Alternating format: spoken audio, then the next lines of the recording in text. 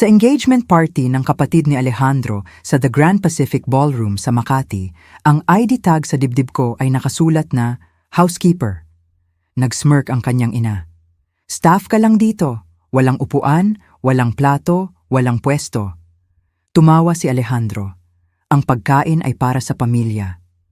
Tumayo ako ng tuwid, hinubad ang singsing ko at sinabing, kung ganoon, hindi na ako sa iyo. Nawala ang kanyang ngiti. Ngunit simula pa lang iyon, hindi alam ni Alejandro na nasa bahay ako nang tawagan niya ang kanyang ina mula sa aming kwarto. Tama si Mommy, kailangan niyang matutunan ang pwesto niya, sabi niya, at nanigas ako sa labas ng pinto na may hawak na basket ng labada. Ang housekeeper badge ay perpekto. Marahil pagkatapos nito, titigil na si Victoria sa pagpapanggap na mahalaga ang maliit niyang negosyo. Tumawa siya, talagang tumawa, kung paanong matutuwa ang kanyang mga partner na makitang bumaba ang tingin sa akin sa engagement party ni Pia. Tahimik kong inilapag ang basket, naglakad patungo sa home office ko at binuksan ang folder na may etiketa na insurance. Sa loob nito ay may 6 na buwang dokumentadong ebidensya ng embezzlement ni Alejandro mula sa kanyang firm. Inaasahan kong hindi ko na kailangang gamitin iyon. Ngayon, sinimulan kong i-draft ang isang anonymous SEC whistleblower report habang plinaplano ng aking asawa ang aking kahihiyan sa kabilang silid. Bago tayo magpatuloy, kung naramdaman mo na ring baliwala ka ng mga taong dapat sumuporta sa iyo, isaalang-alang mo na sanang mag-subscribe. Libre lang ito at makakatulong sa atin upang maibahagi ang mga kwentong ito ng katatagan at hustisya.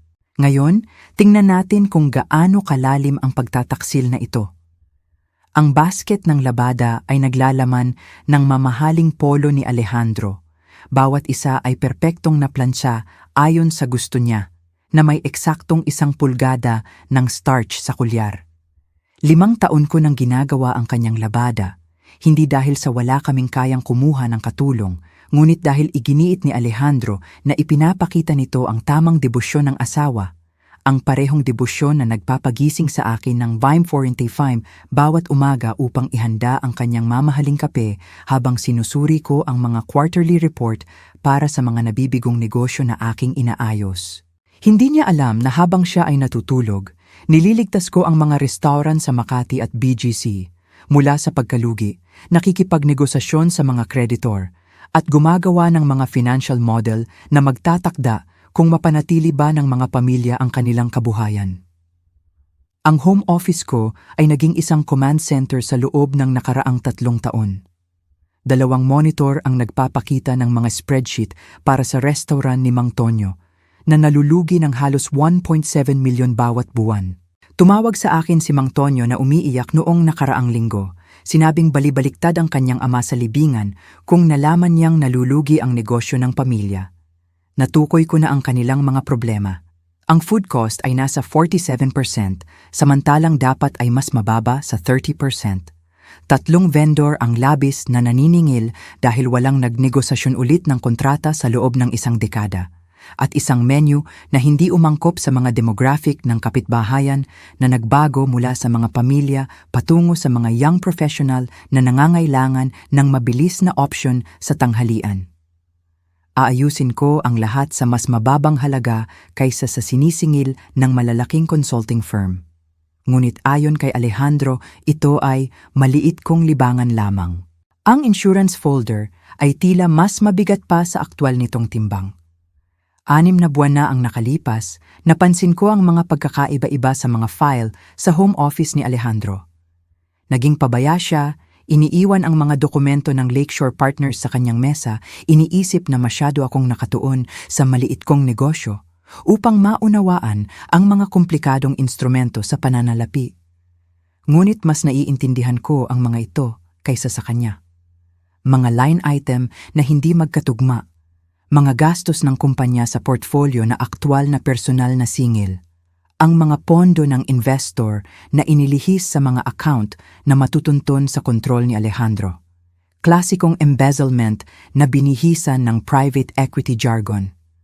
Kinunan ko ng litrato ang lahat, gumawa ng mga encrypted backup, at tahimik na kumonsulta kay Attorney Marga Reyes, isang dating federal prosecutor na humahawak ngayon ng corporate litigation. Kriminal ito, simple niyang sabi. Kapag handa ka na, ito ang wakas ng kanyang karera. Inaasahan kong hindi darating ang araw na iyon. Ang kasal ay nangangahulugang pagprotekta sa isa't isa, kahit na mula sa sarili nilang krimen. Ngunit tila ang kasal kay Alejandro ay nangangahulugang pagplano ng aking pampublikong kahihiyan habang pinaplantsa ko ang kanyang mga damit. Mula sa kwarto, malinaw na narinig ang kanyang boses. Magiging perpekto ang engagement party. Mag-aasawa si Pia ng isang seryosong mayaman na si Gabriel, at oras na para maunawaan ni Victoria ang pagkakaiba sa pagitan ng tunay na tagumpay at ng pagpapanggap na businesswoman. Tila tumunog ang tawa ni Serafina sa phone speaker. Tinalakay nila ang mga detalye.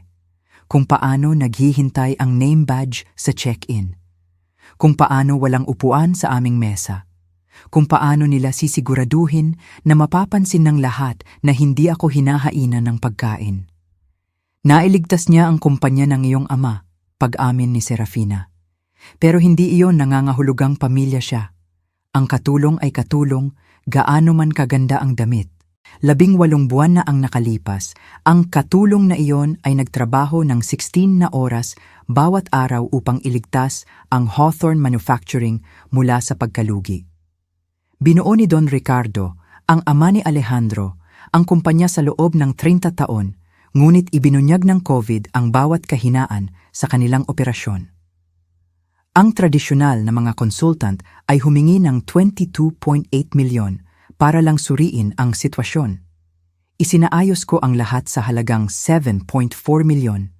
Pinalitan ang kanilang produksyon sa mga bahagi ng ventilator ng kailanganin ito ng merkado, muling nakipagnegosasyon sa mga kontrata ng union ng walang strike, at natukoy ang mga inefficiency na nagkakahalaga sa kanila ng 11.4 milyon bawat buwan. Nailigtas ko ang 200 trabaho. Ang mga blue-collar worker na may mga mortgage at mga anak na nag-aaral sa kolehiyo ay napanatili ang kanilang sweldo dahil mas naunawaan ko ang manufacturing logistics kaysa sa mga consultant na hindi pa nakatapak sa sahig ng pabrika. Bumisita minsan si Serafina habang nagre-restructure, nakakunot ang ilong sa break room kung saan ako kumakain ng tanghalian kasama ang mga line supervisor. Ang mga taong ito, sabi niya, hindi man lang nag-abalang hinaan ang boses. Ito ay napakababa para sa pangalan ng Hawthorne. Gayunpaman, ang pangalan ng Hawthorne ay nakaligtas lamang dahil pinigilan ko ang pagkalugi. Ang mga hapunan tuwing Huwebes sa mansyon ni Serafina sa Forbes Park ay naging isang masterclass sa pagtitiis. Bawat linggo, eksaktong 7:00 ng gabi, dumarating ako na may dalang homemade dessert. Kadalasan, ang paborito niyang lemon tart na tumatagal ng 3 oras upang maging perpekto. Kakain siya ng isang kagat, idedeklara itong katanggap-tanggap. Pagkatapos ay gugugulin ang pagkain sa pag-dissect sa aking mga pagkukulang. Si Victoria ay abala sa kanyang maliit na consulting project. Sasabihin niya sa kanyang mga kaibigan, may diin sa maliit at project na para bang isa akong bata na may lemonade stand. Samantala, ang Nexus Advisory ay umabot na sa milyon-milyong piso ang taunang kita. Binuo ko ang aking kumpanya mula sa aming dining room table na may 285,000 na ipon at desperasyon na tila may lasang metal. 50 cold call sa mga naluluging restaurant, 49 na pagtanggi, isang oo mula sa pizzeria ni Mang Jose, at pumayag lang siya dahil inalok ko ang unang consultation ng libre.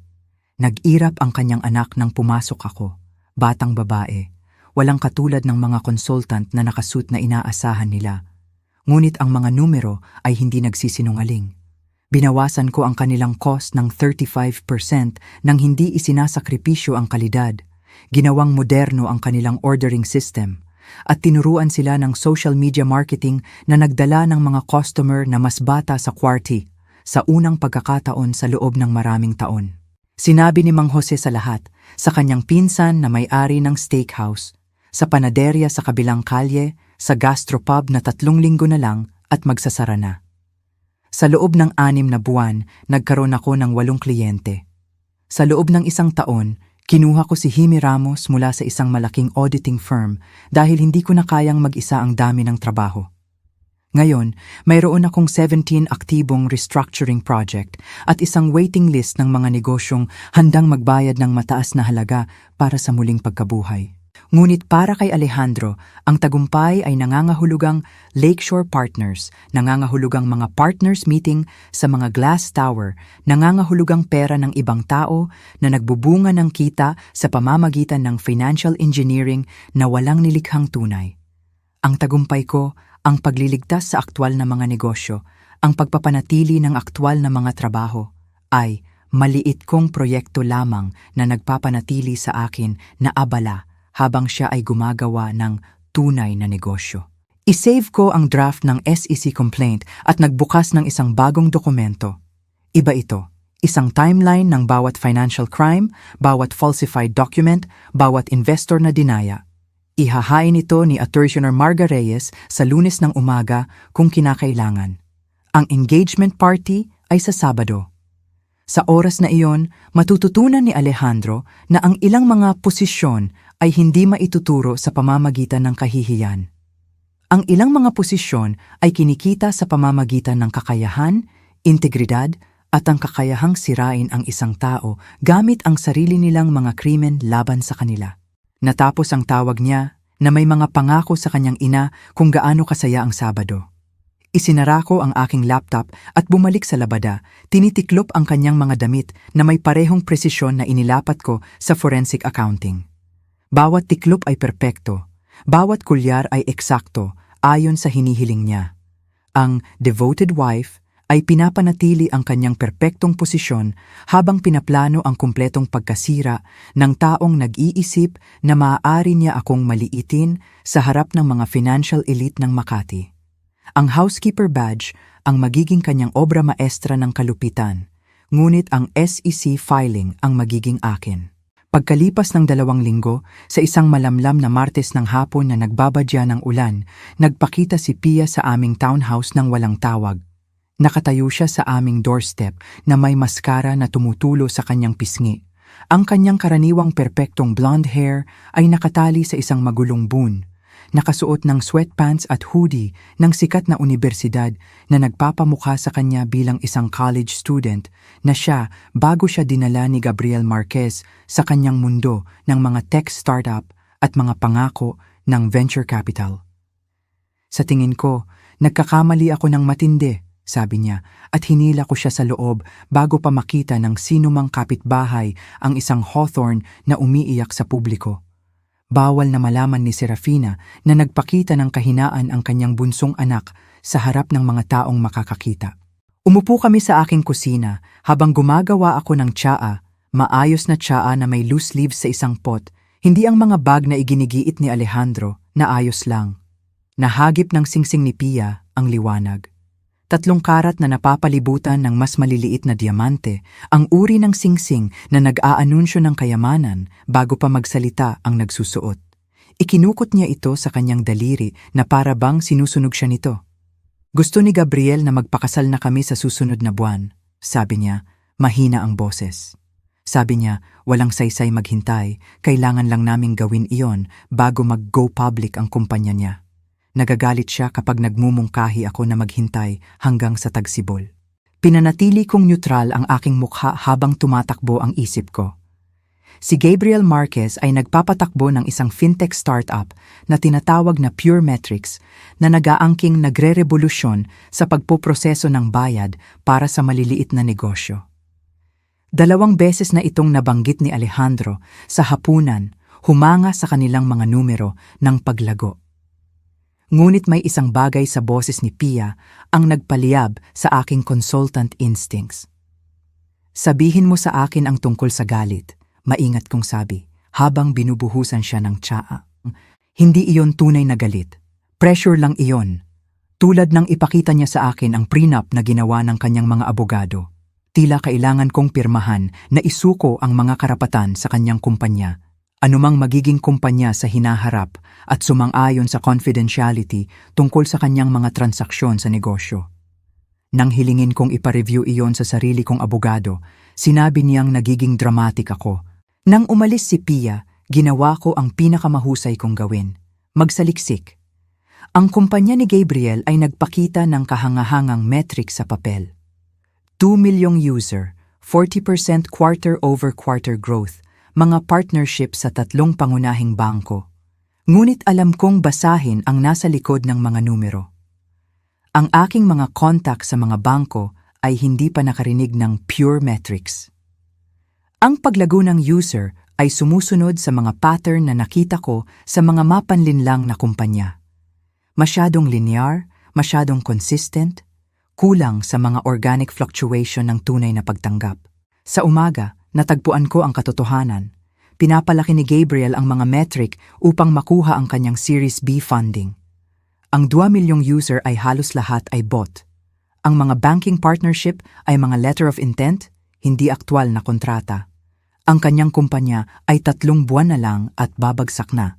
At kailangan niyang pakasalan si Pia nang mabilis upang ma-lockdown ang trust fund nito bilang emergency runway. Idinokumento ko ang lahat sa isang secure folder. Ngunit ang pagsasabi nito kay Pia ay nangangailangan ng tamang tiyempo. Kailangan niyang matuklasan ito ng natural, hindi maging defensive tungkol sa kanyang mga pagpipilian. 3 araw pagkatapos ng pagbisita ni Pia, tumawag si Serafina sa akin ng direkta. Hindi siya tumatawag kay Alejandro tungkol sa pera, sa akin lang. Victoria darling, simula niya, na nangangahulugang may gusto siyang mahal na bagay. May kaunting problema sa estate tax mula sa pagpanaw ni Ricardo. 2 taon nang patay si Ricardo. Matagal nang naayos ang estate tax. Ito ay medyo apurahan, patuloy niya. 2.85 milyon ang dapat bayaran sa pagtatapos ng buwan. Ang divorce settlement ko ay nakatali sa isang nakakapagod na legal matter. Naiintindihan mo kung paano nangyayari ang mga bagay na ito. Naiintindihan ko ng perpekto. Ang babae na nag-post lang ng mga larawan sa Instagram mula sa kanyang bakasyon, na bumili ng bagong mamahaling SUV noong nakaraang buwan, na nagsusuot ng iba't ibang Cartier watch sa bawat hapunan tuwing Huwebes, ay nangangailangan ng 285 milyon para sa imaginary taxes. Siyempre, maayos kong sabi. Ipadala mo sa akin ang tax documentation at ako na mismo ang maghahawak ng pagbabayad ng direkta sa IRS. Katahimikan. Pagkatapos, ay mas madali kung i-transfer mo na lang sa account ko, ako na ang bahala sa paperwork. Sumang-ayon ako, inilipat ang pera at agad na kumuha ng forensic accountant sa pamamagitan ng aking kumpanya. Ang natuklasan niya ay kapansin-pansin. Noong naghihiwalay sila ng kapatid ni Ricardo na si William, itinago ni Serafina ang 131 milyon sa mga offshore account sa BVI. Inangkin niya ang kahirapan sa korte, umalis na may malaking bayad sa alimony habang nakaupo sa isang kayamanan na dapat ay hinati. Ang 2.85 milyon na ipinadala ko ay malamang na nagpopondo sa kanyang susunod na shopping spree habang naglalaro siya bilang biktima ng bureaucratic delays. Samantala, si Alejandro ay naging isang multo sa aming kasal. 3 buwan na ang nakalipas, hindi siya nakarating sa aming anniversary dinner, nag-aangking may emergency sa isang kumpanya sa portfolio. Umupo akong mag-isa sa isang steakhouse, pinapanood ang kandila na unti-unting nauubos habang sinubukan ng waiter na hindi magmukhang naawa. Sa aking kaarawan, noong nakaraang buwan, nakalimutan niya ng tuluyan hanggang sa ipaalala sa kanya ng kanyang assistant ng atrubana ng hapon. Pagkatapos, nagpadala siya ng mga bulaklak sa grocery store na may generic na card. Ngunit ang mga Friday meeting ang talagang nagkukuwento. Bawat Biyernes sa loob ng 3 buwan, may emergency partner meeting si Alejandro sa Makati Shangri-La. Iiwan niya ang kanyang telepono sa kotse, nag-aangking hinihingi ng mga partner ang kumpletong pagtuon. Babalik siyang amoy pabango na hindi akin. Mamahaling pabango, mahal at klise. Ang kanyang kulyar ay may mga bakas ng makeup na sinubukan niyang punasan. Ang kanyang credit card statement na hinahawakan ko dahil hindi siya nag-abala sa mga administrative task ay nagpakita ng mga singil para sa room service para sa 2, champagne at almusal. Alam ko ang pangalan niya. Rebina Lazaro, Senior Associate sa Lakeshore Partners, may Harvard MBA, Naka-engage sa ibang tao, ngunit tila flexible tungkol sa exclusivity. May mga litrato ako mula sa hotel security footage na nakuha ng aking investigator. Sila ay nakakabingi at malinaw, ngunit inilagay ko sila kasama ng ebidensya ng embezzlement. Binubuo ang aking arsenal habang nagpapanggap na ang asawang walang alam na nakatuon sa maliit niyang negosyo. Dumating ang imbitasyon noong Huwebes, hand-delivered ng courier. Gintong embossing sa makapal na cream cardstock na kaya nang tumayo mag-isa. Ang karangalan ng inyong presensya ay hinihingi sa pagdiriwang ng engagement ni Pia L. Hawthorne at Gabriel Marquez. Naka-address kay G. Alejandro Hawthorne. Siya lang. Nasaan ang akin? Tanong ko sa hapunan na hawak ang imbitasyon. Bahagyang tumingin si Alejandro mula sa kanyang telepono kung saan malamang na nagte-text siya kay Rebina tungkol sa kanilang susunod na Friday meeting. Malamang nakalimutan ni Mommy na isama ang pangalan mo. Alam mo naman siya sa mga detalye. Hindi kailanman nakalimutan ni Serafina Hawthorne ang isang detalye sa kanyang buhay. Naaalala niya ang thread count ng kanyang mga bedsheet, ang vintage ng mga alak na hinahain sa mga hapunan 3 taon na ang nakalipas, at eksaktong kung magkano ang halaga ng alahas ng lahat sa bawat kaganapan. Hindi ito pagkalimot. Ito ay sadyang ginawa. Dapat ko bang mag-RSVP para sa ating dalawa? Tanong ko. Tinetesting siya. Malamang, pupunta ka, sabi niya. Sa wakas ay tumingin sa akin na may pagkainis dahil inistorbo ko ang anumang flirtation na isinasagawa niya sa pamamagitan ng text. Magsuot ka lang ng understated, alam mo, para hindi mo ma-outshine ang nobya. Isang bagay na understated, na para bang ako ang uri ng babae na magpapakita sa engagement party ng kapatid niya na nakasuot ng sequin at aagaw ng atensyon. Na para bang ang aking presensya ay kailangang maliitin, gawing mas maliit, hindi gaanong kapansin-pansin. Na para bang kailangan kong mag-practice na maging invisible bago nila gawing opisyal iyon sa isang name badge. Nang gabing iyon, tumayo ako sa aming closet at tiningnan ang aking mga damit. Ang mga damit na sinabi niyang nagpapamukha sa akin na ako ay nabibilang. Ang mga suit na isinuot ko sa mga client meeting. Ang maingat at kalkuladong wardrobe ng isang babae na sumusubok na magkasya sa isang mundo na nagpasya ng hindi siya nabibilang. Kinuha ko ang isang itim na damit, simple at elegante, ang uri ng bagay na maaari mong isuot sa isang business dinner o isang libing. Ito ay magiging perpekto para sa paparating. Dumating ang Sabado na nakabalot sa lamig ng huling bahagi ng Setyembre, ang uri na nagpapahawak sa iyo ng coat, ngunit pagkatapos ay napagtanto mong magmumukha kang overdressed. Tumayo ako sa harap ng salamin ng aming kwarto ng 6:30, ang itim na damit ay perpektong nakabitin, ang aking makeup ay inilapat ng may presisyon ng isang naghahanda para sa labanan kaysa sa pagdiriwang. Ang pagod na nakita kong nakikita ay mas malalim kaysa sa mga gabing walang tulog na sinusuri ang mga spreadsheet.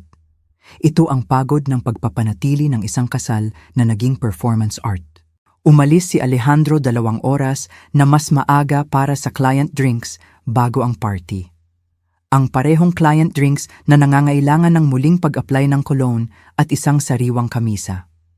Kahit na inakala niyang nasa opisina siya buong araw, hinalikan niya ang aking pisngi nang wala sa isip. Sinabihan akong huwag siyang hintayin na magkikita kami sa The Grand Pacific Ballroom. Ang kaswal na kalupitan ng pagpapadala sa akin na dumating mag-isa sa engagement party ng kanyang kapatid ay hindi man lang naitala sa kanyang mukha. Nagmaneho ako sa Mercedes, umiikot sa Ayala Alabang patungo sa venue. Ang kotse ay amoy balat pa rin, ang leather conditioning na iginigiit ni Alejandro buwan-buwan. Isa pang detalye na mas mahalaga kaysa sa kung may kasama ba ang kanyang asawa sa pagpasok. Sa bawat red light, tiningnan ko ang aking telepono. Kinukumpirma na natanggap ni Jimmy Ramos ang mga encrypted file na si Attorney Marga Reyes ay on standby, na ang aking pagdodokumento ng gabing ito ay tatanggapin kung kinakailangan.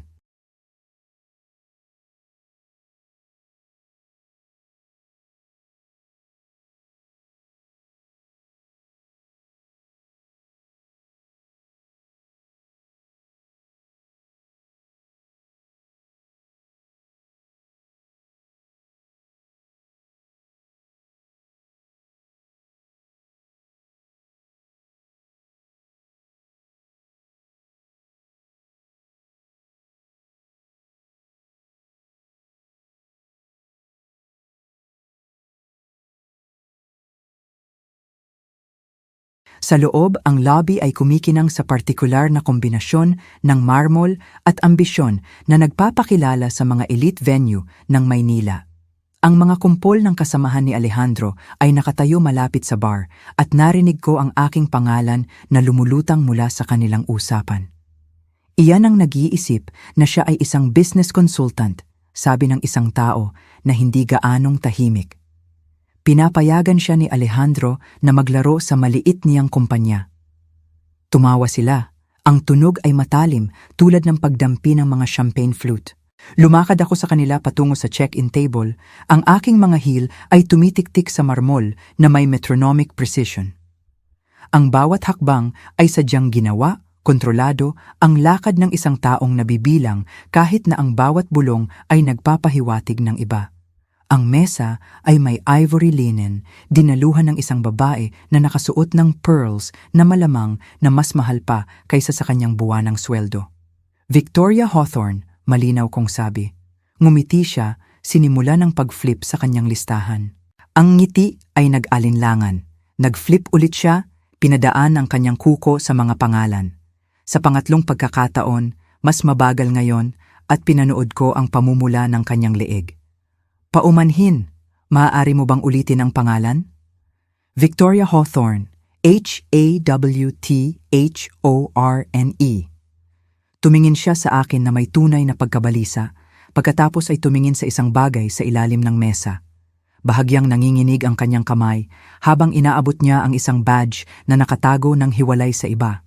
Inilipat niya ito sa marmol na counter kasabay ng paglitaw ni Serafina sa tabi ko na nakasuot ng kulay champagne na Chanel. May tiyempo na parabang nanonood siya para sa eksaktong sandaling ito.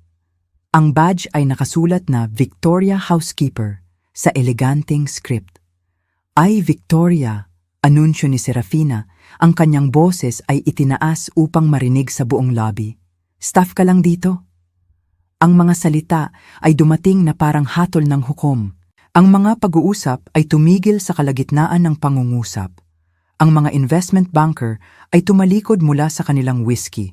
Ang mga hedge fund manager ay huminto sa kanilang networking.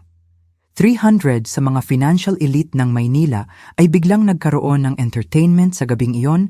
Pinapanood si Serafina Hawthorne na pampublikong tinukoy ang kanyang manugang bilang katulong.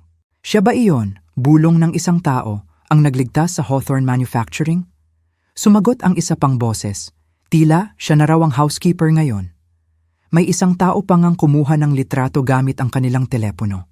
Kinuha ko ang badge, pinag-aaralan ito na parang ebidensya sa isang deposisyon. Ang cardstock ay mahal, ang pagprint ay profesional. Hindi ito isang last-minute error. Inutusan ito, ilang linggo na ang nakalipas, inaprubahan, binayaran, at sadyang inihiwalay sa mga guest badge. Ihahatid ba kita sa service entrance? Matamis na tanong ni Serafina. Ang mga staff ay karaniwang pumapasok sa likod. Kinabit ko ang badge sa aking damit nang may matatag na kamay at naglakad papasok sa ballroom. Ang mesa tatlo ay nakaposisyon ng perpekto para sa maximum na visibility, malapit sa head table para sa kahalagahan, malayo sa exit upang maiwasan ang discreet na pag-alis. 7 upuan ang nakapalibot sa 8 place setting. Ang puwang kung saan dapat ang aking upuan ay sumisigaw ng mas malakas kaysa sa anumang anunsyo. Ang walang laman na espasyo ay maingat na pinananatili. Walang nagkataong naglipat ng mga upuan upang punan ito. Ito ay architectural humiliation. Tumayo ako sa tabi ng kawalan kung saan dapat ang aking pwesto, pinapanood ang mga kaibigan ni Serafina na napansin ang nawawalang upuan, nakita ang aking badge at naunawaan ang entertainment ngayong gabi. Ang asawa ng isang mayor ay talagang napasinghap. Ang asawa ng isang federal judge ay kinuha ang kanyang telepono upang mag-text, malamang na ibinabahagi ang masarap na chismis ng pampublikong pagbaba ng ranggo ni Victoria Hawthorne. Dumating si Alejandro 40 minuto pagkatapos. At oo, nakatayo pa rin ako. Pumasok siya na may kumpiyansa ng isang taong nagkaroon ng eksaktong 3 whiskey. Sapat para sa lakas ng loob, ngunit hindi sapat upang mautal. Ang kanyang kulyar ay may mga bakas ng lipstick na hindi niya nagawang suriin. Ang kulay ni Rebina, ang coral pink na isinusuot niya sa bawat kaganapan ng kumpanya. Ang amoy ng kanyang mamahaling pabango ay bumalot sa kanya na parang ebidensya. Nakita niya akong nakatayo, nakita ang nawawalang upuan, nakita ang nasisiyahang ngiti ng kanyang ina, nakita ang kanyang mga partner mula sa Lakeshore Partners na nanonood mula sa 2 mesa ang layo at tumawa siya. Hindi isang kinakabahan na tawa, hindi isang hindi komportable na tawa, isang tunay at natutuwa na tawa na para bang may nagkwento ng isang partikular na matalinong biro. "Relax, Victoria," sabi niya, inabot ang alak na nakabuhos na sa kanyang place setting. Ang pagkain ay para sa pamilya. Ang pagkain ay para sa pamilya. 5 taon ng kasal, 3 taon ng pagbuo ng isang kumpanya na nagligtas ng mga negosyo. 18 buwan na ang nakalipas pagliligtas sa buong manufacturing legacy ng kanyang ama. At hindi ako sapat na pamilya para sa isang upuan, para sa isang plato, para sa pangunahing dignidad sa harap ng mga taong ang paggalang ay lubos niyang hinahangad. Naramdaman ko ang crystalline moment ng kalinawan na dumarating kapag namatay ang isang kasal. Hindi ang mabagal na pagkamatay ng paghinto sa pag-ibig, kundi ang agarang pagkamatay ng pagkaunawa na hindi ka kailanman inibig. Ako ay isang accessory na naging hindi convenient. Isang supporting actress na nakalimutan na hindi siya dapat magkaroon ng sarili niyang storyline. Inabot ko ang aking singsing sa kasal, ang 2 karat na diamante na pinili ni Alejandro upang mapahanga ang kanyang mga partner sa halip na paligayahin ako. Ang metal ay mainit mula sa aking balat, pamilyar pagkatapos ng 5 taon ng hindi paghuhubad nito. Hinubad ko ito ng may sadyang kabagalan, hinayaan ng mga ilaw sa itaas na mahuli ang bawat facet ng diamante. Ang paggalaw ay umakit ng atensyon. Tumigil ang mga pag-uusap sa kalapit na mga mesa. May isang tao pa ngang naglagay ng tinidor sa kalagitnaan ng pagkain. Inilagay ko ang singsing sa puting mantel na may presisyon na nagpa-echo sa mahinang tunog. Ang tunog ay umabot ng mas malayo kaysa sa dapat pinatatahimik ang mga mesa sa lumalawak na ripple na parang mga batong nalaglag sa tubig. "Kung ganoon, hindi na ako sa iyo," sabi ko. Malinaw at malakas ang boses. Namatay ang tawa ni Alejandro. Ang kanyang mukha ay dumaan sa isang serye ng mga ekspresyon. Pagkalito, kahihiyan, pagkatapos ay ang pagkaunawa na seryoso ako na ang kanyang asawa ay nag-alis lang ng kanyang singsing sa kasal sa harap ng buong financial ecosystem ng Maynila na ang babae na tinukoy niya bilang housekeeper ay nagbitiw lang sa kanyang posisyon. Tumalikod ako at naglakad patungo sa exit. Ang aking mga heel ay nagmamarka sa bawat hakbang laban sa marmol. Sa likod ko, nagkagulo. Nagkakalampagan ng mga upuan. Tumataas ang mga boses. Ang matalim na, "Alejandro, gumawa ka ng isang bagay ni Serafina." Ngunit hindi ako lumingon. 300 miyembro ng elite ng Maynila ang maaalala ang gabing ito. Ikukwento ang kwento sa iba pang mga party. Magtataka kung anong uri ng lalaki ang tumawa habang ang kanyang asawa ay nakatayo nang walang upuan. Akala nila nasaksihan nila ang katapusan. Nagkamali sila. Ito ay simula pa lamang ng palabas. Ang parking garage sa The Grand Pacific Ballroom ay nakakakilabot na tahimik pagkatapos ng gulo na iniwan ko. Ang aking mga kamay ay matatag sa manibela ng Mercedes, mas matatag kaysa sa mga buwan ng pagpapanggap na ayos lang ang lahat. Kinuha ko ang aking telepono at tinawagan si Hime Ramos. 3 ring. Sinagot niya kahit na malapit na ang 9th West Avenue ng gabi ng Sabado. "I-execute ang Project Revelation," sabi ko nang walang paunang salita. May paghinto, isang tibok lang ng puso. Pagkatapos ay dumating ang kanyang boses, malinaw at propesyonal. Kinukumpirma ang pagpapatupad ng Project Revelation. Sinisimulan na ang mga asset freeze protocol, kumpleto na ang pagpapanatili ng dokumento, handa na ang SEC filing para sa pagsusumite. 6 na buwan na ang nakalipas, umupo ako sa opisina ni Hime na may banker's box ng ebidensya, mga kopya ng binagong report ni Alejandro, mga diverted fund, pera ng investor na natunton sa mga personal na account. Sinuri ni Hime ang lahat ng may kasiguraduhan ng isang taong gumugol ng taon sa isang malaking auditing firm bago sumali sa aking firm. Parang pagkakakulong na antas ng pandaraya ito, tahimik niyang sabi. Binuo namin ang Project Revelation noong araw na iyon. Isang kumpletong response plan para sa oras na maging hindi na matiis ang pagtataksil ni Alejandro. Ang mga account ay frozen sa loob ng isang oras, patuloy ni Hime. Ang ating forensic accountant ay may lahat ng dokumentado na abisuhan na si Atazier Marga Reyes. Nagmaneho ako pa uwi sa tahimik na mga kalye ng Ayala Alabang, dumadaan sa mga bahay kung saan ang mga normal na pamilya ay may normal na gabi ng Sabado. Walang pampublikong kahihiyan, walang housekeeper badge, walang nawawalang upuan sa mga mesa ng pamilya. Madilim ang townhouse nang dumating ako. Siyempre, hindi umuwi si Alejandro. Malamang nasa The Grand Pacific Ballroom pa rin siya na sinusubukang ipaliwanag sa kanyang mga partner kung bakit nag-stage ang kanyang asawa ng isang pampublikong paghihiwalay sa isang society event. Nagbuhos ako ng eksaktong isang baso ng alak at binuksan ang aking laptop sa home office. Ang whistleblower portal ng SEC ay dahan-dahang nag-load na para bang binibigyan ako ng oras upang mag-isip-isip. Hindi ko kailangan ng oras. Bawat file na in-upload ko ay maingat na may tag. Lakeshore Partners Fund 3 Misallocation, Personal Expense Documentation, Falsified Portfolio Company Reports. 27 files sa kabuuan. Bawat isa ay isang pako sa propesyonal na kabaong na itinayo ni Alejandro para sa sarili niya.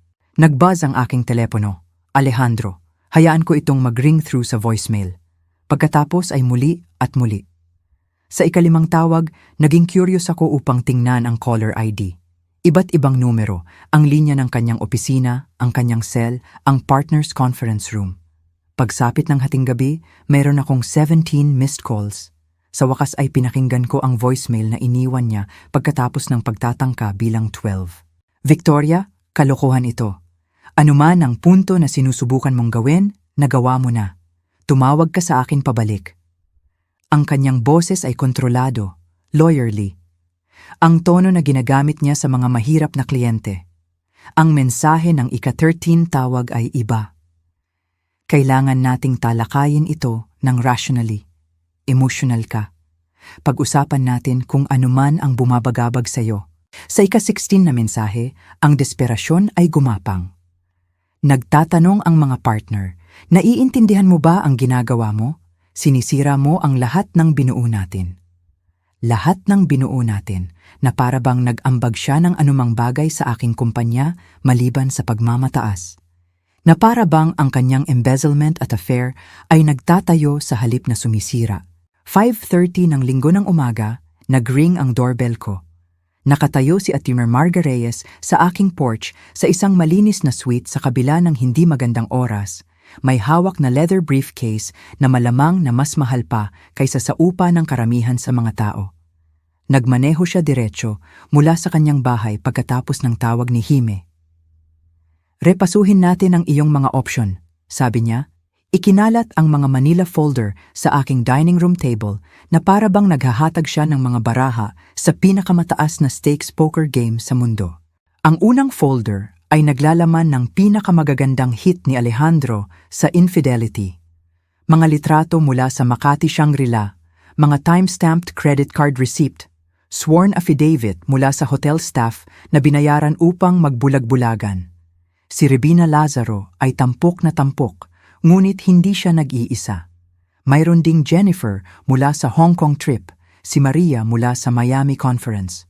Bawat isa ay dokumentado ng may presisyon ng isang taong nagtatayo ng isang kaso. Ang infidelity clause ng prenuptial agreement ay matibay. Paliwanag ni Marga, tinapik ang isang partikular na talata gamit ang kanyang manicured nail. Full forfeiture ng mga marital asset claim, kasama ang damages para sa reputational harm. Wala siyang makukuha mula sa iyong kumpanya, wala mula sa iyong mga account, at may utang pa siyang compensation sa iyo. Ang pangalawang folder ay mas nakakasira pa. Ang Lakeshore Partners na fraudulent fund allocation ay inilatag sa kalinawan ng spreadsheet. Pera ng investor na inilihis sa mga personal na account pagkatapos ay matalinong dinoble bilang mga gastos ng kumpanya sa portfolio. Klasikong embezzlement na may suot na private equity costume. Federal crime territory ito, tahimik na sabi ni Marga. Kapag natanggap na ito ng SEC, walang tigil ang investigasyon. Agad na didistansya ang kanyang mga partner, malamang ang mga criminal charge. Ang pangatlong folder ay naglalaman ng aking nuclear option. Ang mga nakatagong offshore account ni Serafina.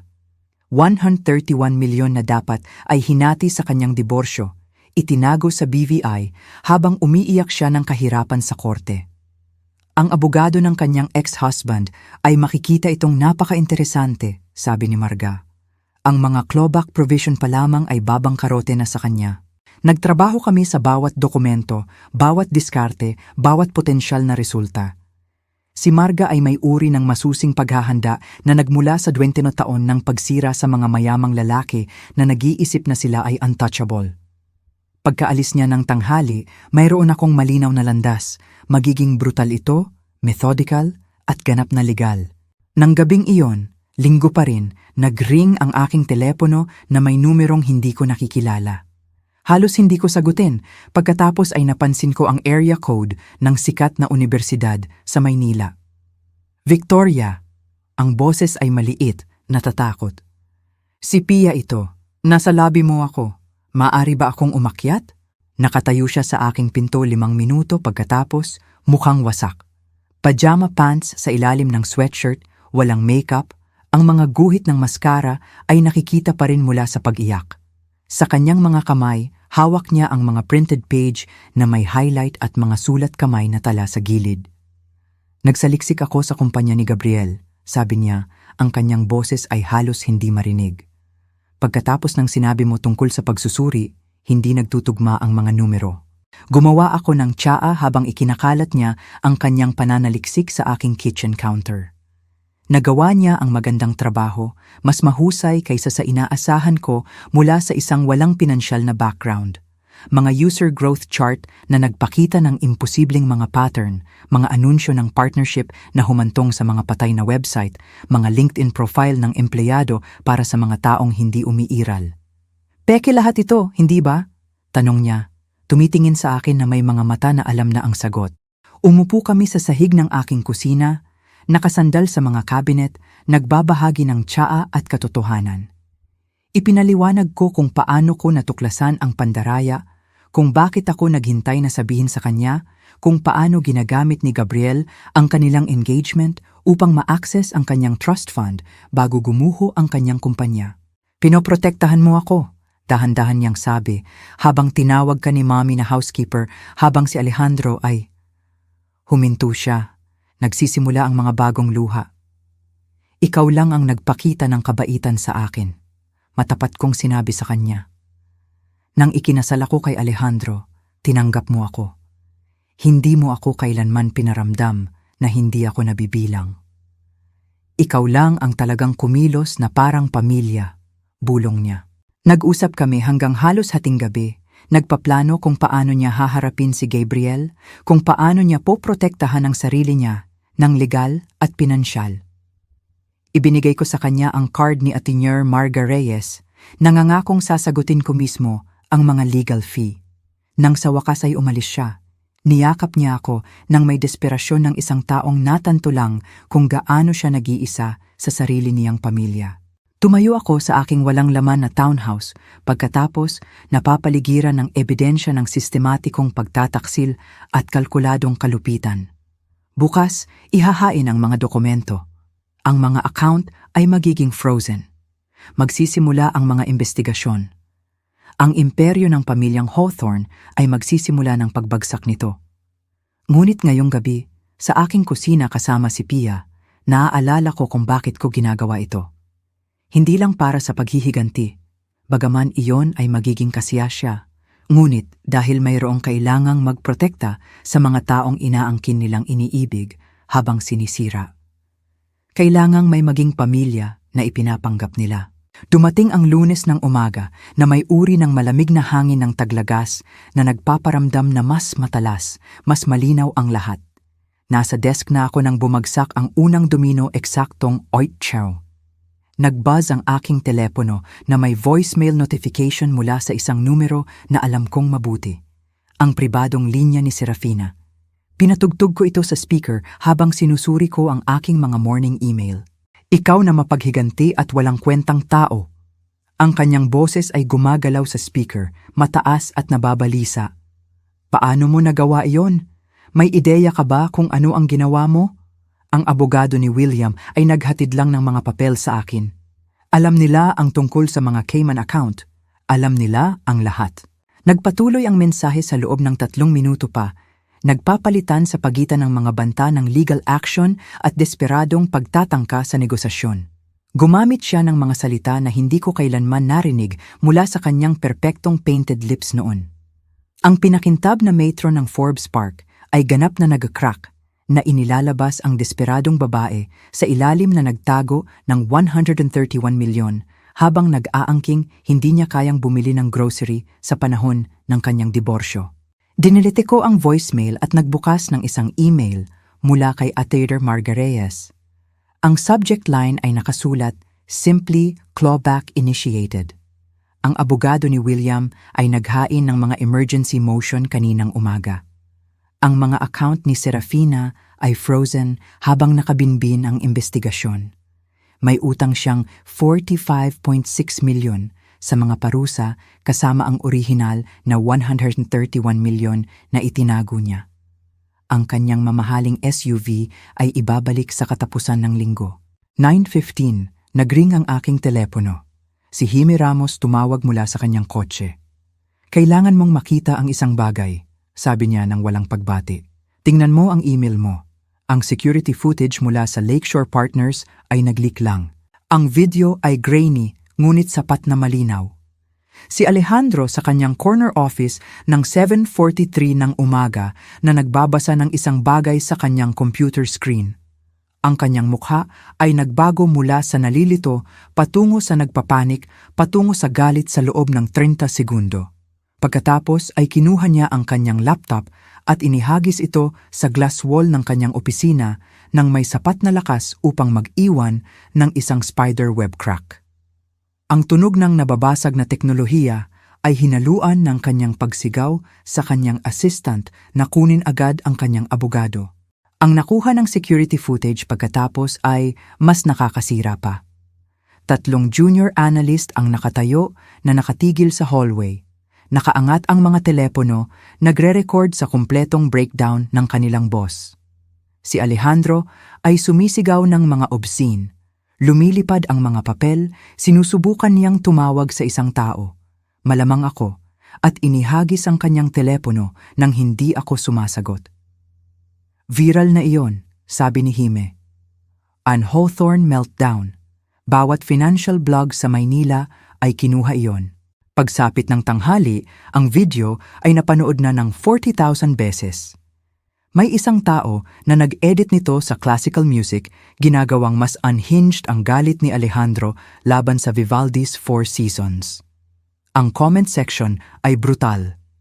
Dating mga empleyado na nagbabahagi ng mga kwento tungkol sa kanyang ugali.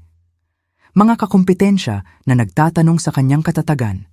Mga investor na nagtatanong kung ito ba ang pinagkakatiwalaan nila sa kanilang mga pension fund. Pinanood ko ito minsan, tiningnan ang eksaktong sandali kung kailan lumabas ang SEC notice sa kanyang screen. Iyon ang magiging formal na notification ng investigasyon sa fund allocation ng Lakeshore Partners. Ang sandali kung kailan niya napagtanto na tapos na ang kanyang karera, na ang bilangguan ay isang tunay na posibilidad, na ang kanyang perpektong ginawang imahe ay nagbasag na parang kanyang laptop screen. Dumating ang Miyerkules na may sarili nitong espesyal na paghahatid ng mga kahihinatnan. 6 na beses akong tinawagan ni Serafina bago magtanghali, bawat mensahe ay mas desperado kaysa sa huli. Hindi ako sumagot, ngunit ipinasa sa akin ni Pia ang text na ipinadala ng kanilang ina sa family group chat. Ang isang sikat na club ay nagkamali ng matindi. May kalituhan tungkol sa pananalapi, malulutas ito kaagad. Ngunit walang kalituhan. Sinuspindi ng club ang kanyang membership habang nakabinbin ang resolusyon ng kanyang mga legal trouble.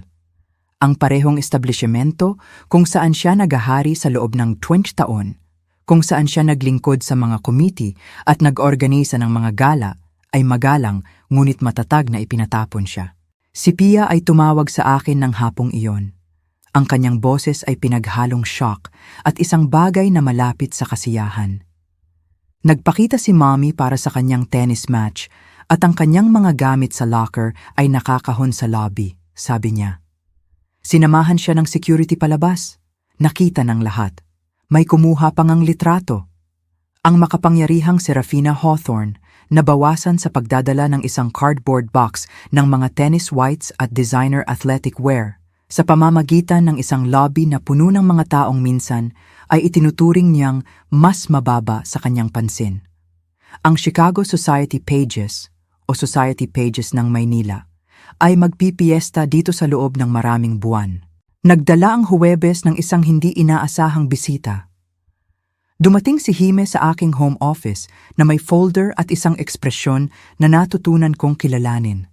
Nakahanap siya ng pagkakataon sa kaguluhan. Ang The Grand Pacific Ballroom ay may problema, sabi niya, ikinalat ang mga financial statement sa aking mesa. Ang venue ay nalulugi, masamang pamamahala, mas masamang kontrata. Naghahanap sila ng mamimili bago sila bumagsak. Pinag-aralan ko ang mga numero. Ang parehong venue kung saan ako tinawag na housekeeper ay ngayon ay nagmamakaawa para sa pagliligtas. Ang irony ay sapat na masarap tikman. Magkano? Tanong ko. Humingi sila ng 100 milyon. Tatanggapin nila ang 45 milyon na cash, 40 cents on the dollar. Maaari nating patakbuhin ito sa pamamagitan ng Shell Company. Gawin itong acquisition ng Nexus Advisory. P45 milyon upang pag-aari ang tanawin ng aking kahihiyan. Upang kontrolin ang espasyo kung saan 300 katao ang nakasaksi sa aking pagpapababa ng sarili, upang masiguro na walang ibang kailanman magtitiis sa naranasan ko doon. I-draft ang mga papel, sabi ko nang walang pag-aalinlangan. Ngumiti si Hime, ang uri ng ekspresyon na nagpapaalala sa akin kung bakit ko siya kinuha mula sa isang malaking auditing firm. Naiintindihan niya na ang paghihigante ay negosyo lamang sa ibang pangalan. Nagsimula na ako. Maaari nating isara sa katapusan ng buwan. Buong transfer ng mga asset kasama ang kanilang mga umiiral na kontrata sa kaganapan. Ang charity gala ni Serafina ay booked doon para sa Disyembre. Ang charity gala, ang crown jewel event ni Serafina, ang isa na ginugol niya sa buong taon sa pagpaplano, kung saan pinatunayan niya ang kanyang social relevance sa pamamagitan ng pagpapalaki ng pera para sa mga cause na hindi niya mabigkas ng tama. Nagpadala na siya ng mga imbitasyon. Ang mga deposit ay nabayaran na at sa lalong madaling panahon magmamay-ari ako ng venue. Rerespetuhin namin ang mga umiiral na kontrata, maingat kong sabi, na may ilang pagbabago sa mga patakaran. Nagtaas ng kilay si Hime. Pagbabago? Mga bagong patakaran. Walang degrading name badge, walang nawawalang upuan, walang class distinction sa serbisyo. Bawat papasok ay tratuhin ng may pantay na dignidad. At ang gala ni Serafina ay magpapatuloy ayon sa plano. Kailangan lang niyang sumunod sa mga bagong patakaran. At marahil, ipapakita namin ng prominente ang pagmamay-ari ng venue, alam mo, para sa transparency. Nang hapong iyon, pinirmahan ko ang mga paunang papel habang iniisip ang badge na nakalagay pa rin sa aking desk drawer, ang nakasulat na Victoria Housekeeper. Sa lalong madaling panahon, magmamay-ari ako ng gusali kung saan nangyari ang kahihiyan na iyon. Kokontrolin ko ang espasyo kung saan tumawa si Alejandro sa aking nawawalang upuan. Ako ang magpapasya kung sino ang welcome at kung sino ang hindi. Ang mga dokumento ng acquisition ay tila mas mabigat pa sa aktwal nitong timbang. Puno ng pangako ng transformation. Ang The Grand Pacific Ballroom ay magiging ibang bagay sa ilalim ng aking pagmamay-ari. Isang lugar kung saan ang paggalang ay hindi natutukoy ng mga bank account o bloodline. Kung saan ang bawat tao na papasok ay tratuhin ng pantay na mahalaga. Kung saan walang sino man ang kailanman tatayo sa tabi ng isang walang laman na upuan habang tumatawa ang kanilang asawa. Habang kinukuha ni Hime ang mga papel upang ihain sa aming mga abogado, nagbuzz ang aking telepono na may text mula sa isang hindi kilalang numero. Binuksan ko ito upang makahanap ng mensahe mula kay Rebina Lazaro, ang kabit ni Alejandro. Tumatawag siya sa akin ng walang tigil, nagmamakaawa para sa tulong. Sa tingin ko, dapat mong malaman na magte-testify ako sa SEC bukas. Nagtago ako ng record ng lahat. Ang mga regalo, ang mga biyahe, lahat ay binayaran ng investor fund. Humihingi ako ng tawad. Dapat noon ko pa sinabi. Maging ang kanyang kabit ay umaalis na sa barko. Ang mga domino ay hindi lang bumabagsak. Sila ay bumibilis. Bawat pagbagsak ay nagtitrigger sa susunod ng may magandang precision. Tinitigan ko ang text ni Rebina nang sandali pa bago isinantabi ang aking telepono. Bukas, magte-testify siya sa SEC at ang huling potensyal na lifeline ni Alejandro ay mapuputol. Ang irony na ang kanyang kabit ay magpapakita ng mas maraming integridad kaysa sa kanya ay hindi ko pinalampas. Hinila ko ang mga email mula sa 3 portfolio company kung saan ang Nexus Advisory ay humawak ng mga consulting contract sa pamamagitan ng mga kasunduan ng Lakeshore Partners. Ang bawat CEO ay may utang sa kaligtasan ng kanilang kumpanya sa aking restructuring work. Bagaman, kinuha ni Alejandro ang credit para sa pagkuha ng mga pambihirang consultant sa bawat partners meeting. Biyernes ng umaga, nagpadala ako ng magkakaparehong email sa lahat ng 3 CEO. Ang mensahe ay simple. Ebidensya ng fund misallocation na nakakaapekto sa inyong mga kumpanya. Inirerekomenda ang agarang board review. Nakalakip ang dokumentasyon. 9:30, nagring na ng walang tigil ang aking telepono. Si Michael Chin mula sa Pinnacle Tech ang una. Victoria, ang mga dokumentong ito, totoo ba ito? Siningil ni Alejandro ang mga personal na gastos sa aming operational budget. Ang bawat receipt ay authenticated, sabi ko sa kanya. Ang inyong mataas na consulting fee noong nakaraang quarter ay aktwal na nagbayad para sa kanyang mga pananatili sa Makati, Shangri-La. Ang emergency board meeting sa Lakeshore Partners ay nagtipon 11 sakes. Wala ako doon, ngunit tinawagan ako ni Michael Chin mula sa banyo sa panahon ng break, bumubulong na parang nagbabahagi siya ng mga state secret. Gulo, sabi niya, nawawala sa sarili ang mga limited partner. May nagkalkula na misallocated ni Alejandro ang 182.4 million sa loob ng 18 buwan. Pinag-uusapan nila ang criminal prosecution. 3 bongro, tapos na ang lahat. Si Alejandro ay inilagay sa indefinite leave, ang kanyang equity stake ay frozen habang nakabinbin ang investigasyon at ang kanyang company access ay binawi kaagad. Ang security footage na nag-leak pagkatapos ay nagpakita sa kanya na nag-i-impake ng mga personal na gamit sa isang cardboard box habang 2 guard ang nanonood, sinisigurado na hindi siya kumukuha ng anumang file. Ang parehong corner office kung saan niya inihagis ang kanyang laptop ay nag-host ngayon ng kanyang profesional na libing. Ang kanyang assistant ay tila hindi makatingin sa mata habang umaalis siya. Nang gabing iyon, tinawagan ako ni Pia na umiiyak, ngunit iba ang mga luha. Ang mga ito ay nagdadala ng ginhawa na hinaluan ng galit. Hinarap ko si Gabriel sa lahat, sabi niya, mas matatag ang kanyang boses kaysa sa inaasahan ko.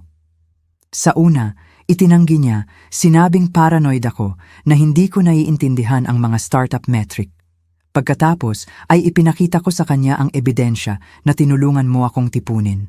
Inilarawan niya kung paano gumuho si Gabriel ng tuluyan, bumagsak sa kanyang mga tuhod sa kanilang Lincoln Park apartment, inamin na pinalaki niya ang mga user number ng Pure Metrics ng 90%.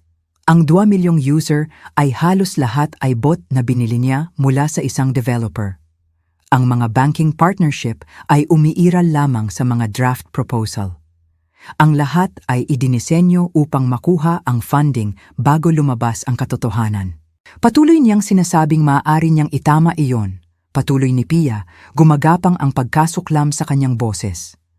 Na para bang ang pandaraya ay maaaring ayusin sa mabuting intensyon.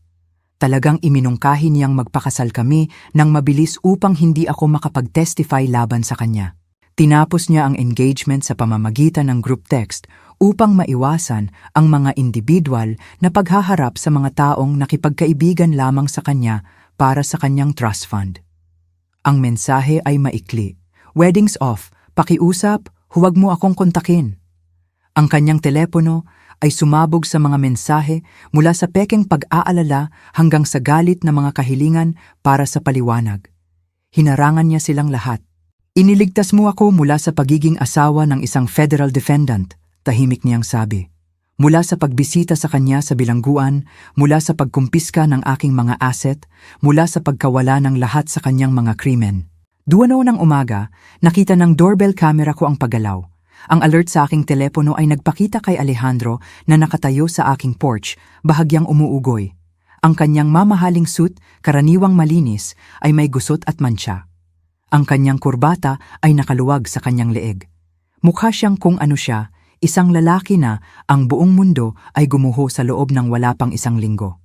Victoria, sigaw niya ng malakas upang magising ang mga kapitbahay. Buksan mo ang pinto. Kailangan nating mag-usap.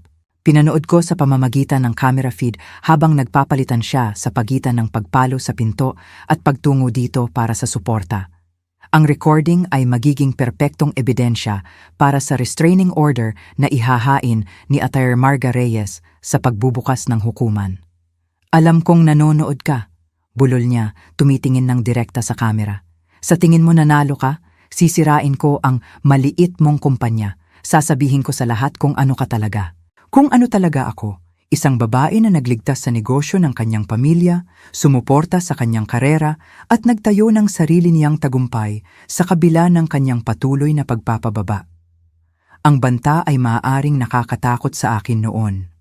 Ngayon, ito ay pathetic na ingay lamang mula sa isang lalaki na nawalan ng lahat ng kanyang kapangyarihan. Maaari nating ayusin ito, patuloy niya. Ang kanyang tono ay nagbabago sa desperadong pagmamakaawa. Biro lang iyon, ang badge na iyon, ideya ni Mommy. Alam mong mahal kita. Mahal. Ibinato niya ang salita na para bang may ibig sabihin iyon. Na para bang maaari nitong burahin ang housekeeper badge, ang nawawalang upuan, ang tawa ng tumayo ako nang walang pwesto sa mesa. Sa pamamagitan ng kamera, pinanood ko siyang dumulas upang umupo sa porch steps. Ang kanyang ulo ay nasa kanyang mga kamay. Ang makapangyarihang Alejandro Hawthorne nabawasan sa lasing na pagmamakaawa sa doorstep ng babae na sinubukan niyang ipahiya. Pagkatapos ng 20 minuto, sa wakas ay umalis siya, natitisod patungo sa isang Uber na sinisingil ang credit card na hindi ko pa tinatanggal ang aking pangalan. Aayusin ko iyon sa umaga kasama ang paghaharap ng restraining order. Sa ngayon, mayroon akong 20 minuto ng naitala na ebidensya ng harassment, pagbabanta at trespassing. Ang Sabado ng hapon ay nagdala ng pinakahindi inaasahang revelation. Sinusubaybayan ni Hime ang pagbagsak ng pananalapi ng pamilyang Hawthorne sa pamamagitan ng kanyang network ng mga kontak. Ang natuklasan niya tungkol sa kasalukuyang sitwasyon ni Serafina ay lumampas pa sa aking mga inaasahan para sa poetic justice. Nagtatrabaho siya bilang isang receptionist, sabi niya sa akin sa kape sa aking home office, sa isang klinika ng dentista sa Stan Rosa, Laguna. 350 kada oras kasama ang benefits. Ang babae na nagdeklara sa akin na staff lang ay ngayon ay aktwal na nagtatrabaho bilang staff. Ang babae na nagsabing ang pagkain ay para sa pamilya ay malamang na nagdadala ng packed lunch upang makatipid ng pera. Ang babae na nagbigay halaga sa designer label at Trust Fund Zero ay sumasakay sa pampublikong transportasyon dahil ang kanyang mamahaling SUV ay binawi noong Huwebes ng umaga. Nakatira siya sa isang one-bedroom apartment malapit sa metro station. Patuloy ni Hime, ipinapakita sa akin ang mga property record sa kanyang tablet. 30,000 kada buwan. Ang kanyang mansyon sa Forbes Park ay kinuha kahapon para sa mga parusa sa pandaraya. Naisip ko si Serafina na nakaupo sa likod ng isang reception desk, nag-i-schedule ng mga appointment para sa mga taong hindi alam na nag-ho-host siya ng mga charity gala sa parehong suburb. Sumasagot sa mga telepono gamit ang parehong boses na nag-anunsyo sa 300 katao na ako ang housekeeper, naghahain ng mga insurance form para sa mga pamilyang middle class na minsan ay itinuturing niyang mas mababa sa kanyang pansin. Ang iba pang mga receptionist ay tila walang ideya kung sino siya noon, dagdag ni Hime. Kilala siya bilang Sarah ngayon. Sinasabi niya na divorced siya, nagsisimulang muli. Nagsimulang muli sa edad na 62 na walang anuman kundi isang orasang sahod at isang benefits package na desperado niyang kailangan para sa health insurance. Ang parehong edad kung kailan ang karamihan sa kanyang dating mga kaibigan ay nagpaplano ng Mediterranean cruise at nagrereklamo tungkol sa mga estate tax na hindi na niya kailangang alalahanin pa. Nang gabing iyon, tumayo ako sa aking townhouse at tiningnan ang pisikal na ebidensya ng pagkasira ng linggo. Ang mga gamit ni Alejandro ay nagkakalat pa rin sa kalahati ng closet, mga suit na malamang na ibebenta upang bayaran ang mga legal fee. Mga watch na kukunin bilang mga fraudulently purchased asset. Ang mga cufflink na ibinigay ko sa kanya para sa aming anniversary, na hindi niya kailanman isinuot dahil hindi sapat ang mahal upang mapahanga ang kanyang mga partner. Sa aking desk, nakalagay ang kontrata para sa The Grand Pacific Ballroom, naghihintay para sa panghuling lagda. Ang housekeeper badge ay nakalatag sa tabi nito, isang paalala ng sandali kung kailan nila inihayag ang kanilang tunay na kalikasan. Sa pagsubok na paliitin ako, pinalaya nila ako upang maging kung sino talaga ako. Hindi ang sumusuporta na asawa na ginagawang mas maliit ang sarili para sa ego ng kanyang asawa, kundi isang babae na may kakayahang systematic, legal, kumpletong pagkasira ng mga nagkamali sa kabaitan para sa kahinaan. Ang imperyo ng pamilyang Hawthorne ay hindi bumagsak. Ito ay methodically na winasak brick by brick hanggang sa wala nang natira kundi mga durog na bato at pagsisisi. Pinirmahan ko ang panghuling mga papel para sa The Grand Pacific Ballroom sa isang Lunes ng umaga na parang ang unang araw ng isang bagong buhay. Ang venue ay akin na ngayon. Bawat marmol na haligi at crystal chandelier, bawat pulgada ng espasyo kung saan sinubukan nila akong burahin.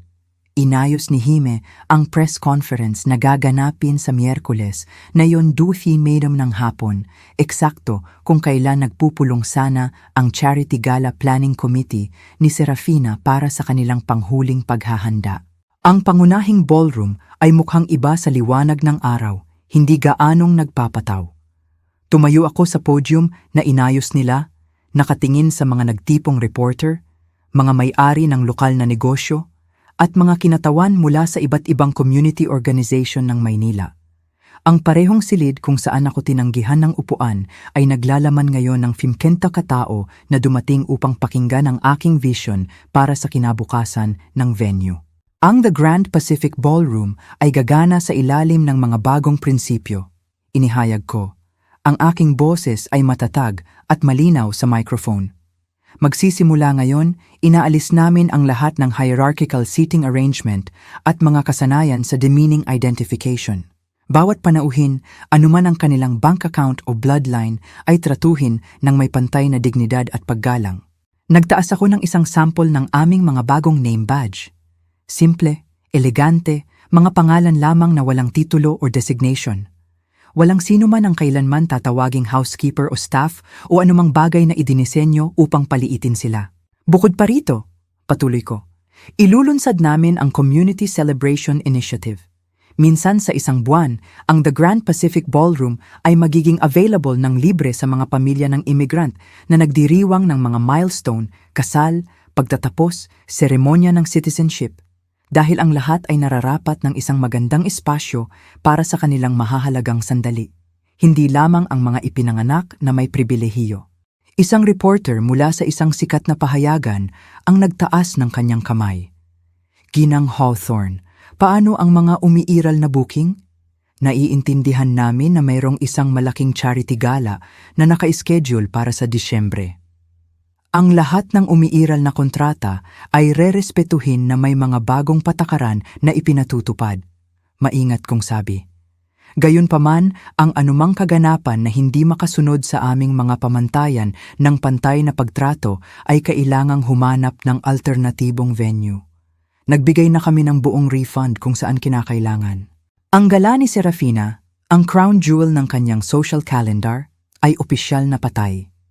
Ang kanyang deposit ay ibinalik kaninang umaga kasama ng isang magalang na note na nagpapaliwanag na ang The Grand Pacific Ballroom ay hindi na makakapag-accommodate ng mga kaganapan na nagsasagawa ng social stratification. Ang babae na nag-orchestrate ng aking kahihiyan ay kailangang humanap ng ibang lugar upang magpanggap na mahalaga pa rin siya sa lipunan ng Maynila. Pagkatapos ng press conference, nag-buzz ang aking telepono na may tawag mula kay Attorney Marga Reyes. Inilabas ng federal investigation ang mga natuklasan nito kaninang umaga. Ang mga krimen ni Alejandro ay mas masahol pa kaysa sa idinokumento ko.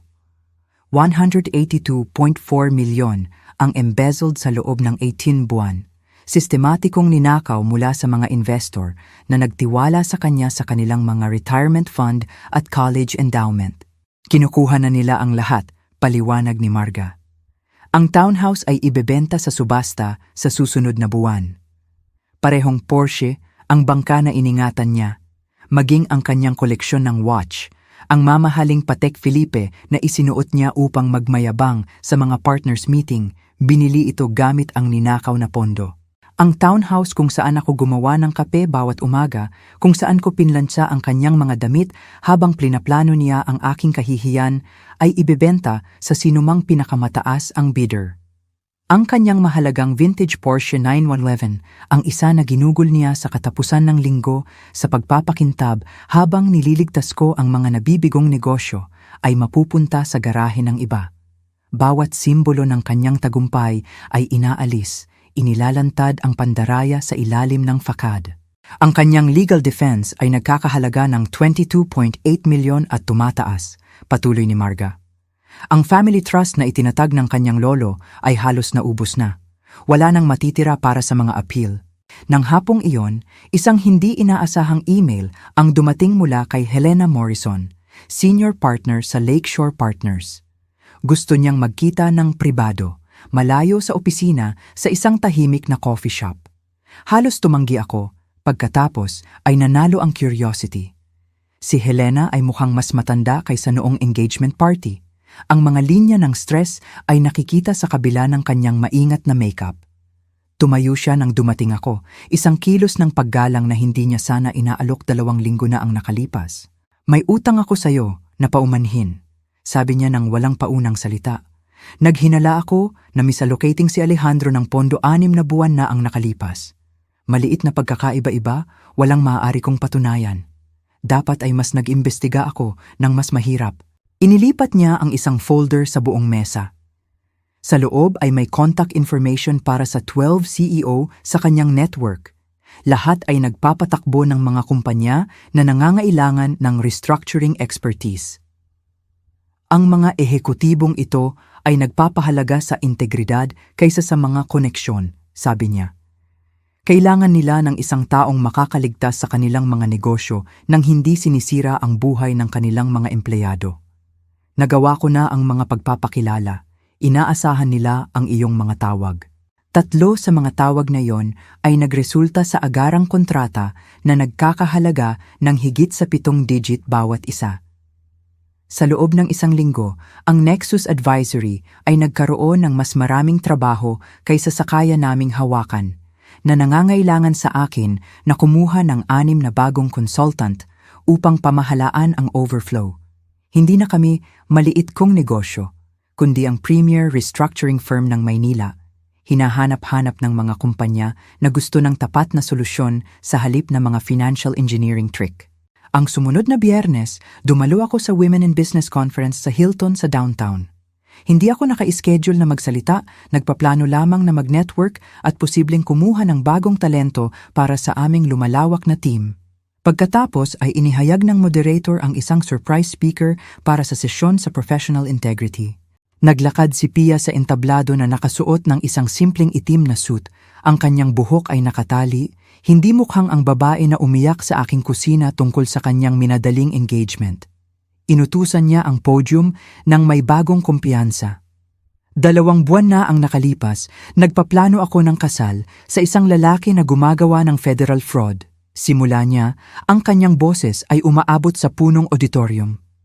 Makikipag-asawa sana ako sa kanya, itatali ang aking kinabukasan sa kanyang mga krimen. Kung hindi dahil sa isang tao na nag-aalaga na sabihin sa akin ang katotohanan. Tumingin siya ng direkta sa akin sa ikatlong row. Iniligtas ako ni Victoria Hawthorne mula sa pagiging habang ang sarili kong pamilya ay nag-orchestrate ng pampublikong kahihiyan laban sa kanya. Tahimik niya akong pinrotektahan mula sa isang mapaminsalang pagkakamali. Ang audience ng 500 profesional na kababaihan ay nakinig ng may atensyon habang inilalarawan ni Pia ang pagtuklas sa pandaraya ni Gabriel, ang pagtawag sa engagement, at ang paggamit ng pera mula sa pagbebenta ng kanyang engagement ring upang punduhan ang kanyang MBA sa Ateneo Graduate School of Business, AGSB. Ang tunay na pamilya, sabi niya, ang kanyang boses ay lumalakas, ay nagpoprotekta sa iyo mula sa pinsala. Ang tunay na pamilya ay nagsasabi sa iyo ng mahirap na katotohanan. Ang tunay na pamilya ay tumatayo para sa iyo kapag sinubukan ka ng mundo na paliitin. Tinuruan ako ni Victoria na ang pamilya ay hindi tungkol sa dugo o mga marriage certificate. Ito ay tungkol sa pagpili na protektahan ang mga tao kahit na konektado sila sa mga nakasakit sa iyo. Ang palakpakan ay napakalakas. Tumayo ang mga kababaihan sa buong auditorium na kinikilala ang isang bagay na universal sa kwento ng pagiging minamaliit, binaliwala, at sa huli ay nagtatagumpay. Kung hinangad ang pagkilalang ito, hindi ko gusto ang pampublikong pagbibigay katwiran. Ngunit nakaupo doon at pinapanood si Pia na inangkin ang sarili niyang kapangyarihan, may naramdaman akong kaluwagan sa aking dibdib na hindi ko napagtanto na matagal ko nang hawak. Pagkatapos ng conference, nakita ako ni Pia sa lobby. Niyakap niya ako nang may matinding pasasalamat. Pagkatapos ay humila pabalik upang ipakita sa akin ang kanyang laptop screen. "Tingnan mo," sabi niya, itinuturo ang isang email. Natanggap ako sa Booth Scholars Program. Full scholarship batay sa aking essay tungkol sa pagkilala at pagtakas sa financial fraud. Gusto nila akong tulungan na bumuo ng isang bagong curriculum sa ethical business practices. Ang babae na nagpapakasal sana para sa status ay nagtatayo na ngayon ng isang karera sa substance. Ang babae na passive sa kalupitan ng kanyang pamilya ay natagpuan ang kanyang boses. Ang kapatid na tumayo habang ako ay pinahiya ay naging ang tanging pamilya na karapat-dapat angkinin. Nang gabing iyon, tumayo ako sa pangunahing ballroom ng The Grand Pacific Ballroom. Ngayon ay walang laman maliban sa mga maintenance staff na naghahanda para sa kaganapan bukas. Isang seremonya ng citizenship para sa 30 pamilya ng immigrant na magdiriwang sa espasyo kung saan sinabi sa akin na hindi ako sapat na pamilya para sa isang upuan. Ang mapait na irony ay nagbago sa isang bagay na mas matamis, isang bagay na may lasa ng hustisya na inihain sa eksaktong tamang temperatura. Nakatapos na ang mga maintenance staff sa kanilang paghahanda, iniiwan ang The Grand Pacific Ballroom na malinis para sa seremonya ng citizenship bukas. Naglakad ako sa tahimik na ballroom, ang aking mga yapak ay umaalingaw-ngaw laban sa marmol na may hawak na iba't ibang alaala ngayon. Eksaktong isang taon na ang nakalipas mula noong engagement party, mula noong gabi na sinubukan nila akong burahin sa isang nawawalang upuan at isang degrading badge. Ngayong gabi, magho-host ako ng sarili kong pagtitipon sa parehong espasyo. Ngunit sa pagkakataong ito, ang bawat upuan ay mapupuno ng mga taong nakakaunawa na ang halaga ay hindi sinusukat sa mga trust fund o family name. Dumating si Hime Ramos muna, may dalang isang bote ng alak mula sa pribadong koleksyon ni Mang Jose. Ang may-ari ng pizzeria na niligtas ko, 3 taon na ang nakalipas, ay iginiit na magpadala ng kanyang pinakamahusay na vintage nang marinig niya ang tungkol sa hapunan ngayong gabi. Sumunod si Atimior Marga Reyes, nagmaneho ng diretso mula sa hukuman kung saan ipinagtatanggol niya ang isa pang whistleblower laban sa corporate retaliation. Nagdala si Mang Tonyo ng homemade tiramisu mula sa kanyang restaurant. Ang isa na sana ay nagsara ng wala ang aking interbensyon. Si Lisa Chong, na nagmamay-ari ng Chinese restaurant na aking isinaayos noong nakaraang taon, ay dumating kasama ang kanyang anak na nagtapos lang mula sa isang sikat na unibersidad salamat sa pananatili ng negosyo. At pagkatapos ay pumasok si Pia, nagbago mula sa babae na umiyak sa aking kusina, patungo sa isang kumpiyansang babae na nagdadala sa sarili niya na para bang nabibilang siya sa kahit saan na pinili niya. Nagsuot siya ng isang simpleng navy dress. Walang designer label na kinakailangan upang ipahayag ang kanyang halaga.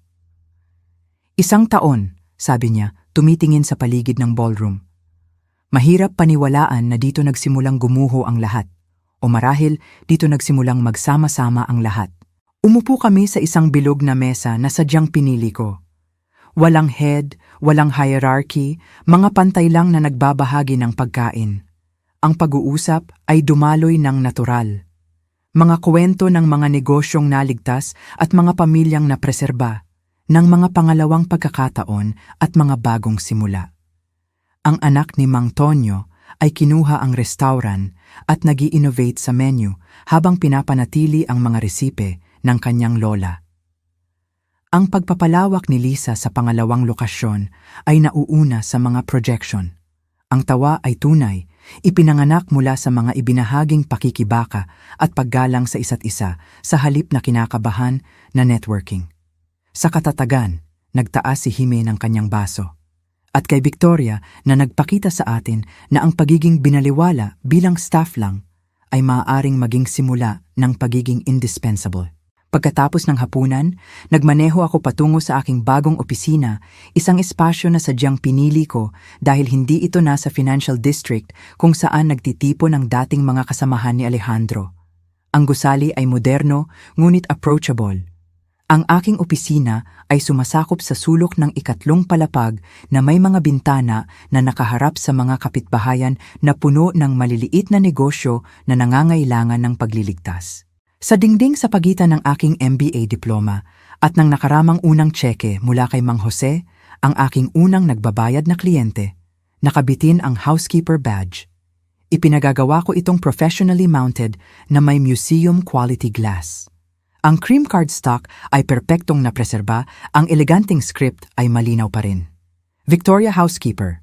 Bawat nahihirapang may-ari ng negosyo na umuupo sa tapat ng aking desk ay makikita ito. Kapag nagtanong sila na palagi nilang ginagawa, ikinukwento ko sa kanila ang kwento. Kung paano ang badge na nila yon upang paliitin ako ay naging aking motivation.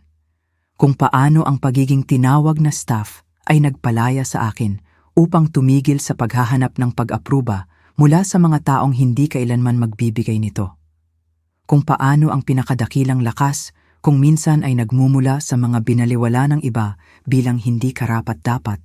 Pinapaalala nito sa akin, sasabihin ko sa kanila, na ang iyong kasalukuyang sitwasyon ay hindi nagtatakda ng iyong kakayahan sa hinaharap. Ang badge na iyon ay dapat na ang aking designation. Sa halip, ito ay naging aking declaration. Kinabukasan ng umaga, tumawag si Atiarter Margareyes kasama ang pinakabagong komunikasyon ni Alejandro. Nagpadala siya ng isang liham sa pamamagitan ng kanyang court-appointed attorney dahil hindi na niya kayang kumuha ng pribadong counsel. Binasa ito ni Marga sa akin sa telepono. Ang kanyang boses ay nagdadala ng banayad na pagkalibang sa mga nilalaman nito. Mahal kong Victoria, simula nito. Nagsusulat ako mula sa Cagayan de Oro kung saan kumuha ako ng posisyon bilang isang junior analyst sa Midwest Financial Services. Maliit na firm ito, ngunit handa silang palampasin ang ilang nakaraang paghihirap. Nakatira ako sa aking mga magulang ngayon sa bahay kung saan ako lumaki. Nakakababa ng loob, ngunit marahil ay kinakailangan. Nagpatuloy ang liham sa loob ng 2 pahina, umiikot sa pagitan ng pagkaawa sa sarili at revisionist history. Inangkin niya na ang insidente sa engagement party ay hindi naiintindihan, na ang name badge ay isang nakalulungkot na pagkakamali, na ang kanyang ina ay kumilos nang hindi niya alam. Nagmakaawa siya sa akin na isaalang-alang ang pag-alis sa mga charge. Bagaman alam naming pareho na ang criminal prosecution ay lampas na sa aking kontrol ngayon. Ang mga federal investigator ay walang pakialam sa personal na kapatawaran. Paano ko dapat sagutin? Tanong ni Marga. Isang salita, sabi ko. Hindi, Tumawa siya. Magdadraft ako ng isang bagay na naaangkop na maikli. Nang gabing iyon, tumayo ako sa aking penthouse habang pinipinturahan ng down ang baybayin ng mga kulay rosas at ginto. Nagsuot ako ng flannel pajamas at makapal na medyas, mga damit na magpapakita ng takot kay Serafina sa kanilang kawalan ng designer label. Walang nanonood. Walang humuhusga. Walang sumusukat sa aking halaga sa pamamagitan ng aking hitsura. Ang aking laptop ay nakabukas sa kitchen counter na nagpapakita ng mga plano sa pagpapalawak para sa pangalawang opisina ng Nexus Advisory.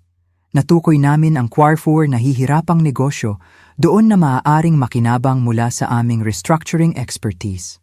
Ang lungsod na isinulat ng iba bilang namamatay ay puno ng mga entrepreneur na tumangging sumuko, na kailangan lang ng isang taong magpapakita sa kanila kung paano putulin ang tamang gastos at panatilihin ang tamang tao. Naisip ko ang walang laman na upuan sa mesa na iyon 1 taon na ang nakalipas. Ang espasyo kung saan ako dapat umupo, ngunit hindi welcome. Noong panahong iyon, parang pagbura, na parang isinusulat ako palabas ng sarili kong kwento ng buhay. Ngayon, naiintindihan ko ito ng iba. Ang walang laman na upuan na iyon ay hindi isang kawalan. Ito ay isang pagbubukas, isang espasyo upang lumayo mula sa isang mesa kung saan hindi ako kailanman tunay na welcome, upang bumuo ng sarili kong mesa kung saan ang lahat ay may upuan. Nag-buzz ang aking telepono na may text mula kay Pia. Nag-attach siya ng isang litrato mula sa kanyang business ethics class kung saan nagtuturo siya ng isang case study tungkol sa pagkilala ng pandaraya sa mga personal na relasyon. Ginagamit ang kwento natin upang tulungan ang iba, sulat niya. Sana ayos lang iyon. Ngumiti ako, nag-type pabalik. Ang kwento natin ay sa iyo rin. Turuan mo sila ng mabuti. Sa labas, ang Maynila ay nagigising. Sa isang lugar sa Stamsher Rosa, si Serafina o Sara, tulad ng tawag niya sa sarili niya ngayon, ay malamang na naghahanda para sa isa pang araw ng pagsagot sa mga telepono at pag-i-schedule ng mga appointment. Sa isang lugar sa Cagayan de Oro, si Alejandro ay nakatira sa kanyang kwarto noong bata pa siya, sinusubukang bumuo mula sa wala. At dito sa Ayala Alabang, pinaplano ko ang susunod na yugto ng isang negosyo na binuo sa prinsipyo na ang lahat ay nararapat ng isang pagkakataon sa pagtubos, maliban sa mga tumangging kilalanin na kailangan nila ito. Ang housekeeper badge ay nilayon upang ilagay ako sa aking lugar.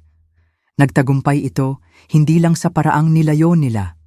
Ang aking lugar ay wala sa kanilang mesa, nagmamakaawa para sa pagtanggap na hindi kailanman darating. Ang aking lugar ay dito, nagtatayo ng isang bagay na makabuluhan, napapalibutan ng mga tao na nakikita ang aking halaga nang hindi nangangailangan ng isang name badge upang kumpirmahin ito. Ang badge ay nagtatak sa akin bilang staff. Sa huli, nag-staff ako ng isang ganap na bagong buhay, isa kung saan ang paggalang ay hindi negotiable at ang dignidad ay hindi natutukoy ng bloodline o bank account. Ang araw ay umakyat ng mas mataas, pinapainit ang penthouse na may ginintuang liwanag. Nagsisimula na ang isa pang araw, puno ng mga nahihirapang negosyo na kailangang iligtas at mga pamilyang kailangang preserbahin. Ang trabaho na tinawag ni Alejandro na maliit kong proyekto ay naging premier restructuring firm ng Maynila. Ang babae na tinawag nilang housekeeper ay naglinis ng bahay.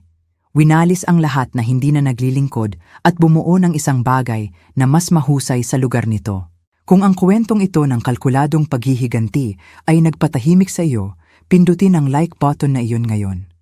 Ang paborito kong bahagi ay nang ilagay ni Victoria ang kanyang singsing sa kasal sa walang laman na mesa na iyon, na ginagawang Declaration of Independence ang kanilang pampublikong kahihiyan. Ano ang paborito mong sandali ng hustisya? I-drop ito sa comments sa ibaba. Huwag kalimutang mag-subscribe at i-ring ang notification bell upang mahuli ang mas maraming nakakaakit na kwento ng pagtataksil, katatagan at panghuling tagumpay.